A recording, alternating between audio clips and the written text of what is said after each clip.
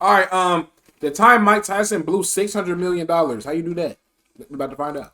Despite earning $600 million over the course of 6 years, Mike Tyson celebrated his 36th birthday with a bank account reading 0. So how did Mike Tyson go bankrupt? Lions. Well, Tyson made it clear that a financial education wasn't a part of his childhood. From a broke background, I never really learned the art of handling money as a kid. Which became a problem as he began to earn millions whilst he was still a teenager. After becoming champion at the age of only 20, Mike Tyson began to average $7.5 million per fight, and this didn't even include his other sources of income. He was paid over $50 million in casino deals, $3.5 million for a WrestleMania guest appearance, while Mike Tyson's Punch-Out sold 2 million copies during its very first year. Damn. In 1990, Mike Tyson was credited as the highest paid athlete in the world, with an estimated $28.6 million in income this year, although all of this changed when he was sent to prison only 2 years later. Between 1992 and his release in 1995, Mike Tyson was unable to earn a single dollar, although as summarized by this CBS article, I've never heard that nickname, I'm not gonna lie. Struggling when he finally walked free. Most Indiana prisoners are given $75 in spending money to ease their transition back into society. Tyson needed no such help. The former heavyweight champion had 2 checks, each made out to him for $10 million. Damn! In the next few weeks, Tyson would get another $12 million for the rights to future fights and television. A few months later, he earned the most money ever given to a boxer, $25 million, to fight a stiff named Peter McNeely. Over the next 2 years, Tyson earned a further $140 million from 5 different fights, making him feel invincible. Money is a false sense of security. You have never heard of that? Nothing. I don't think I have. You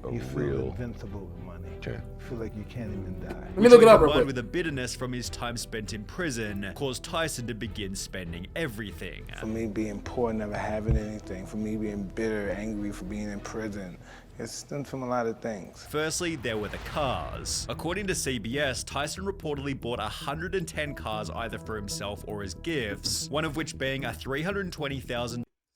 Well, I look up Iron Mike and the trash ass live action version of Mike Tyson pop up. That shit is crazy. Bentley Azure, the most expensive production car in the world. Tyson bought it and ordered 4 more. In the space of a few minutes, he had spent more than $1.5 million. While in a different instance, Tyson showed up at a car dealership just outside New York to buy another car. He bought a Ferrari for $300,000, declining a test drive because he already had one just like it. On a different day, Tyson was pulled over whilst driving his Rolls Royce without a license, but was able to get out of trouble by giving the car to the cop. You know, sir, why don't you just take the car? You know, you deserve it because you've been doing a lot. Because I didn't want to get arrested. I didn't have a license or anything. And I didn't want my wife to get in trouble. I said, why don't you just take it? You know, it was around 230 at the time, and they took it. This didn't end well for the officer. He got fired. He did? Yeah. Oh my God. Although it did end well for Tyson's friend Ed Lover, who was given a Bentley so he could drive home from a club. He goes, here, take the car. I'm like, okay. He gives me the Bentley. A month go by. I can officially have this car. He said, I wanted you to have that car. He said, I gave you How many trail points was With there? so many vehicles, Tyson needed somewhere to store them, purchasing mansions in Las Vegas, Ohio, and damn, you have 75K? However, Holy fuck. these were nothing compared to the house he bought in Connecticut. It featured 21 bedrooms and 35 bathrooms, as well as a full-blown nightclub. Now, will you spill it on that, or would you save it for mine? Because you're halfway to mine. A court and a fully spec'd-out proper commercial gym, but this was My squad inbound? inside. Outside, there was a full-size I feel like you're the only person still chasing mine. pool with its own grotto, and get this, its own lake house, and fountain on a 17.6-acre block. If the house looks familiar, it's because Tyson eventually sold it to 50 Cent, who called it his biggest financial mistake. What was the most, like, when you wasted money? The Tyson crib was like that. Mainly because of how much the property cost to run. How much was the upkeep, guesstimate per year? For real. 700,000 a year. Tyson expanded on this in a different interview. Yeah, she could have hit the mod shit, which is crazy. Right. Which, when combined with his other houses, meant gardening bills alone mounted to $100,000. Damn! Although the gardener was still a minor expense compared to the things Tyson bought for these houses. As a gift for his first wife, Robin Givens, Mike spent $2.2 million on a solid gold bathtub, which was followed by their divorce less than a year later, which cost Mike a further $10 million in legal fees and compensation. compensation. Tyson had also dropped $410,000 Prenup like on a shit, boy. birthday party and $140,000 on 2 white Bengal tigers, What? which needed their own specialty enclosure, $200,000 a year worth of food, and their own animal trainer, which Mike hired at a cost of $125,000 a year. Mike also had to pay a friend $250,000 in compensation after they were bitten by one of the tigers, although there was another bite that cost Tyson even more. During a match in 1997, Evander Holyfield headbutted Tyson, who in retaliation bit a portion of Holyfield's ear off. Tyson was disqualified and fined $3 million, although it seemed he hadn't learned his lesson, as he then bit Lennox Lewis's leg during a press conference, warranting another $335,000 Nigga love biting niggas, In the huh? process, Tyson employed over 200 different people, including chefs, chauffeurs, and bodyguards, the most pointless of which being a guy nicknamed Crocodile, whose sole function was to dress in fatigues and repeatedly shout guerrilla warfare at Tyson's news conferences, for which he was paid $300,000 in What the fuck? 1996. Easiest bag In of another in the crazy world. instance, Tyson walked into a club and offered to pay for everybody's drinks all night. Mike calls me over again. Ed, come here. I go, what's up, Mike? Tell the DJ I got the bar until the club closed. I said, what are you talking about? I'm buying the bar out. Everybody can have whatever they want. However, there was one final expense that was higher than any other.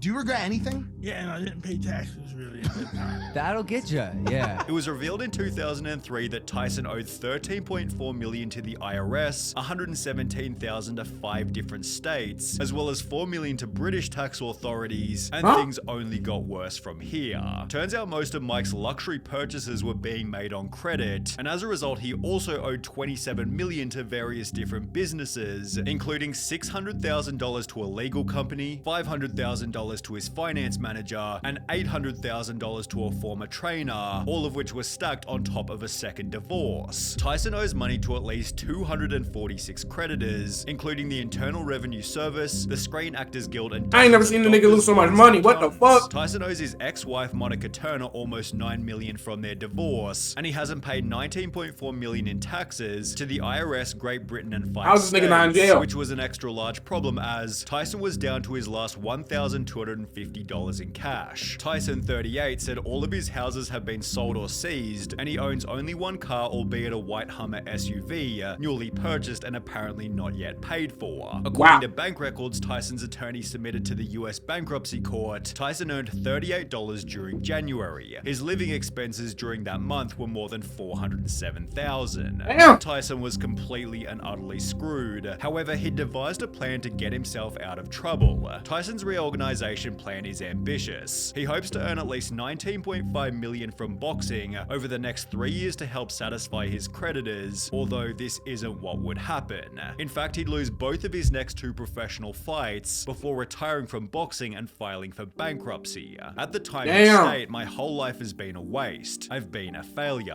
I just want to escape. I'm really embarrassed with myself and my life. I want to be a missionary. I think I could do that while keeping my dignity without letting people know they chased me out of the country. I want to get this part of my life over as soon as possible. In this country, nothing good is going to come of me. I'm so stigmatized there is no way I can elevate myself. I'll never be happy. I believe I'll die alone. Had the raw dog the I've been alone all my life with my secrets and my pain. I'm really lost, but I'm trying to find myself. I'm a really sad, pathetic case. With nothing else to do, Mike spent his days caring for 350 unique pigeons, a collection which prior to bankruptcy, he'd paid $400,000 for. He'd later liken his spending habits to a drug addiction. It's like the drugs. You might as well say you have it all, but it's still that empty hole that you're trying to fulfill. You spend as much as you can to try to get that satisfaction, fulfill that hole. It just is bottomless. However, Tyson's life wasn't finished yet. Losing everything had taught Tyson a valuable lesson. I know the power of humbleness now. How did you learn that? I have to lose everything. With humility acting as a baseline for him to rebuild his life. Tyson took the lessons he'd learnt and transformed them into a book, whilst his life story was also the perfect premise for his own documentary. On top of this, Mike landed a cameo role in both The Hangover 1 and 2, for which he was paid $300,000. Through these various media appearances, appearances, Mike was able to rebuy himself a pretty awesome house in Vegas, although he refused to let money dictate his happiness. Is there anybody that thinks a lot of money is going to make them happy?